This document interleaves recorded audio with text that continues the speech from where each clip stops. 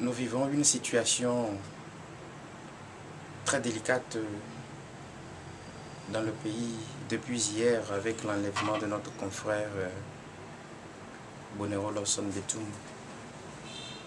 C'est vrai que son enlèvement depuis hier fait planer beaucoup de doutes et de menaces sur la presse togolaise en général et sur ces journalistes qui sont critiques à l'endroit du pouvoir en place. Ce que je peux dire de cet enlèvement, c'est avant tout sa condamnation. Nous condamnons cela parce que nous vivons dans un pays où les lois et les textes font foi et nous espérons que les premiers dirigeants de ce pays doivent à un moment donné faire prévaloir le respect de ces textes et lois. Nous ne pouvons pas concevoir que un journaliste, à plus forte raison, un directeur de publication d'un mensuel reconnu par l'État togolais, La Nouvelle, qu'est Bonero Lawson Betoum, qui a un siège pour son journal et qui réside à Lomé, soit enlevé par des individus et que nous nous rendions compte après nos démarches qu'il se trouve dans les locaux de la direction centrale de la police judiciaire. Nous sommes surpris de ce que la police judiciaire n'a pas jugé bon d'envoyer une convocation aux journalistes. Nous sommes surpris de ce que la plainte qu'ont brandit depuis hier ces officiers de police judiciaire n'a pas été déposée légalement et suivant les lois de la République togolaise au domicile de M. Bonero. Ça, c'est une atteinte au droit du citoyen Bonero et c'est également une menace sur le droit des journalistes, puisque l'autorité qui a déposé cette plainte savait très bien que M. Bonero réside encore dans le pays, qu'il parcourt le pays, d'ailleurs à pied, il faut le dire, et qu'il serait souhaitable qu'au lieu de son enlèvement, qu'on le convoque là où il est actuellement. Je voudrais remercier tous ses confrères et patrons de presse.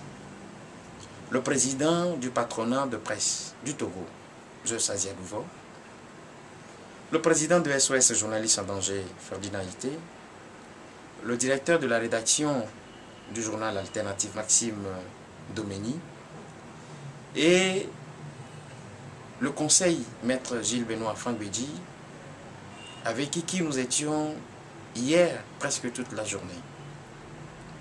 On nous a fait croire, surtout le conseil nous a informé de ce qui a consisté à l'enlèvement de Lawson Bonero fait suite à une plainte déposée par le ministre Yak Damhan, le ministre de la Sécurité et de la Protection civile. Et nous nous sommes demandé pourquoi celui qui a la charge de la sécurité des citoyens, que c'est lui qui va à l'encontre de la loi, qui au lieu de faire valoir le respect des textes et lois qui régissent l'État togolais, a voulu les transgresser, les violer, en envoyant des individus enlever un journaliste. Parce que je crois savoir que le ministre de la Sécurité sait très bien que gouverner un État, c'est aussi respecter les lois de l'État. Je crois bien. Et donc, Rendez-vous compte qu'une fois que nous avons mené les recherches et que nous nous sommes rendus compte que le confrère Bonero se trouvait dans les locaux de la direction centrale de la police judiciaire et que nous avons demandé des informations à son conseil, qui nous a dit que ce qui était reproché à M. Bonero étaient les écrits qui concernaient M. Yark, sa famille et surtout sa fille, une certaine Sissi qui résiderait à Bordeaux en France. Nous avons pensé en journaliste hier dans les locaux qu'il était question d'un délit de presse. Et en tant que responsable, patron de presse, je sais que le délit de presse fait partie de ces injonctions qu'aurait commises un journaliste dans l'exercice de sa profession et est puni par le code de la presse et de la communication en vigueur. Au lieu qu'on enlève Bonero, on devait normalement demander à la RAC, puisque c'est la RAC qui est l'institution de régulation de la presse au Togo, réguler la presse.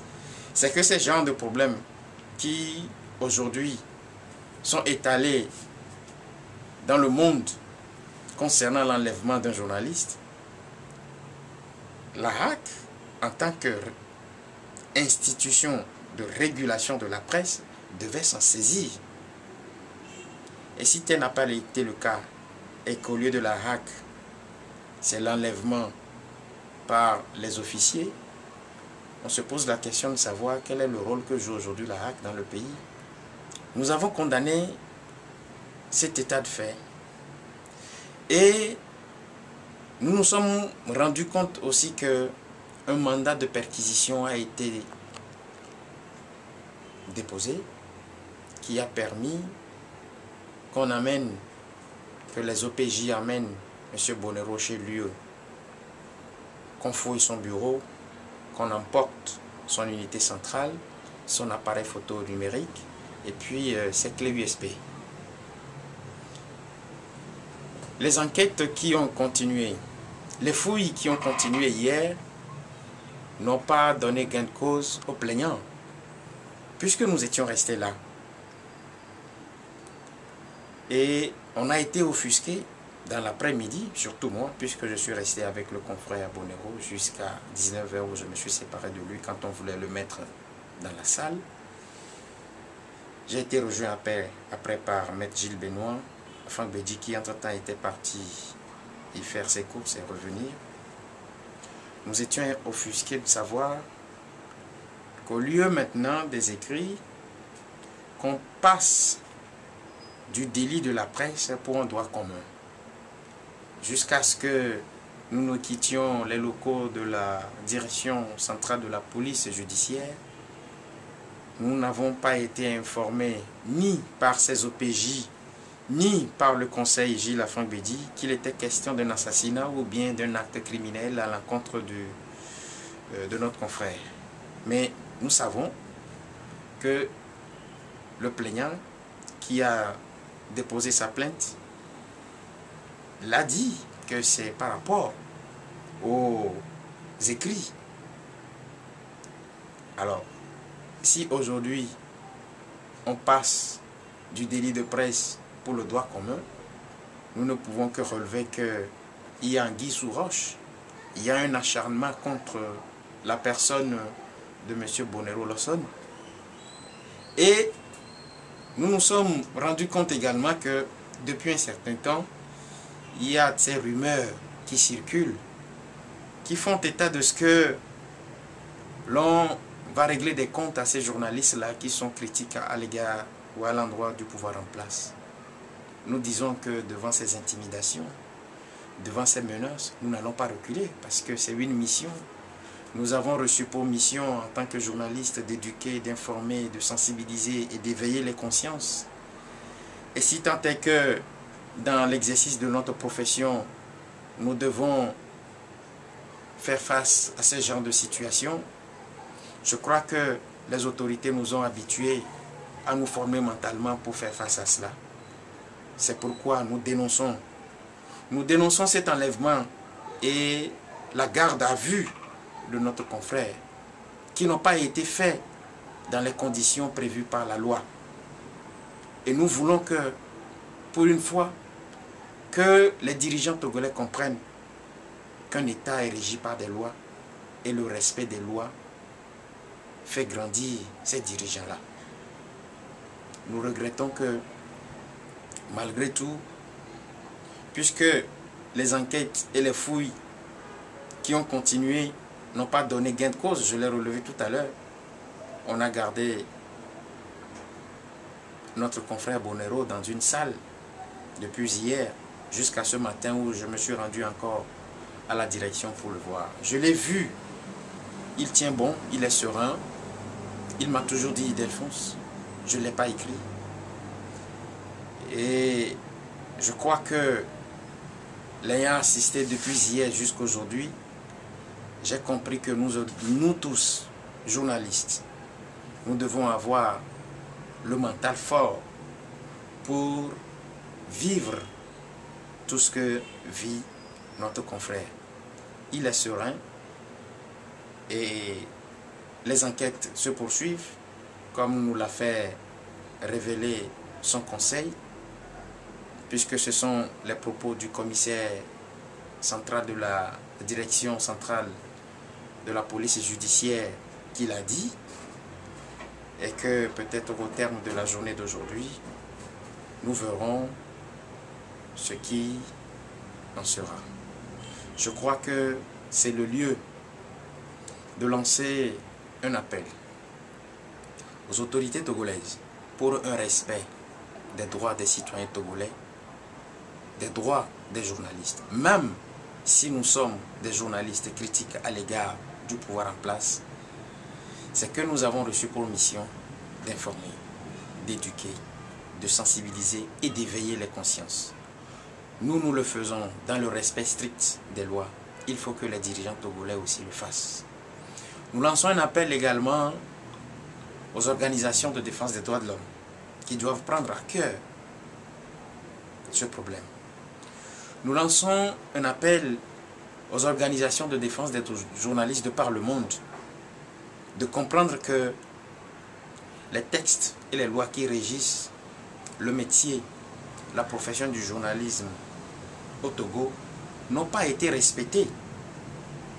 M. Bonero n'est pas un vulgaire bandit, ni un criminel, pour que l'on l'enlève. Mais un patron de presse est pris comme tel, doit être traité comme un responsable.